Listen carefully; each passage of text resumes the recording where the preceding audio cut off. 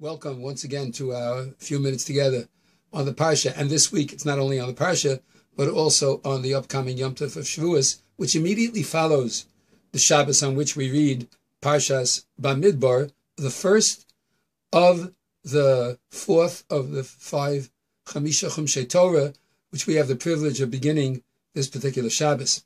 I'd like to right away invite everyone to join with us together on the Ne'ilas HaChag, on Monday, in Yirtzeh Hashem, the second day of Shavuos, when we wish goodbye to the Yom Tov, and we have a special celebration in that we're going to be finishing Masechta Ksubas. The Daf Yomi is finishing Masechta Ksubas, and Rabbi Avram Schweitzer is going to come and make the siyum and speak a little bit, and we're going to have a Suda at the Ne'ilas HaChag. And if you're in the neighborhood, please join with us on this festive occasion, which is especially auspicious as it celebrates the completion of a section of the Torah. After all, we are celebrating the giving of the Torah on Chag HaShavuos.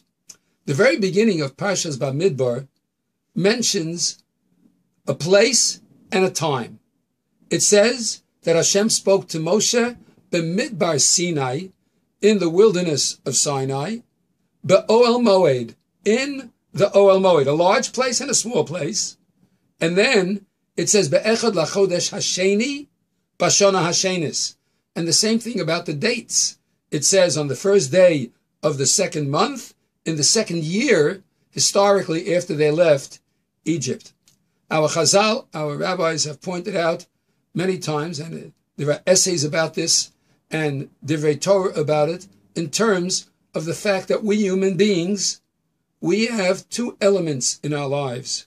We have time and we have place. The job of the Jew is to sanctify both, to sanctify time and to sanctify place. Each of us sanctifies time with the performance of the mitzvos, women with the time mitzvahs that are given to them, and the men with the time mitzvahs that are given to them. In addition, both men and women sanctify place. And place has an interesting concept to it. Place can not only be the larger place, but even the smaller place. Just like Bamidbar Sinai, there's a larger place, and Oel Moed is a smaller place. In fact, time also has a larger scheme of things, years, and it also has the days and of the months, smaller. So we are to sanctify both the smaller time and the larger time, and the smaller place and the larger place. In terms of place, when it comes to the Yom Tov of Shavuos, there's a very interesting minhag, which is mentioned in Siman Tov Tzadik Daled in the Shulchan Aruch, that there's a minhag to put flowers both at home and in the shul to celebrate the simcha of Matan Torah. We celebrate the joy of the giving of the Torah. And why do we put flowers? Because when we're going to be reading on the first day of Shavuos about the Jewish people at Har Sinai getting the Aseres Adibros, the pasuk says, "Gamatzon v'habakar al yir'u el mul hahar hahu." Also, the sheep and the cattle shall not pasture by the mountain, because that is where the Torah is going to be given. And we learn that since it says the sheep and the cattle shouldn't pasture, that there were greeneries, there was pasture land. And as a mimic of the pasture land that was on Mount Sinai, we bring greens and flowers and decorate our home and the shul to demonstrate that we are reenacting the giving of the Torah on Mount Sinai. And the Torah reenactment is both in a large place and in a small place. It's in the shul. The sanctification of the shul is of paramount importance. Kedushas Beis HaKnesses. It's a reenactment. Every time we read the Torah of Mount Sinai, we are actually standing at Har Sinai at the moment that the Torah is being read. And we decorate the shul to demonstrate that this is just like Mount Sinai. But that's not where it ends. The home, too.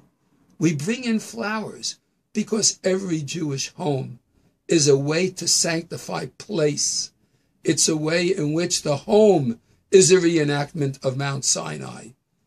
The home becomes Mount Sinai because the Torah is lived in the home.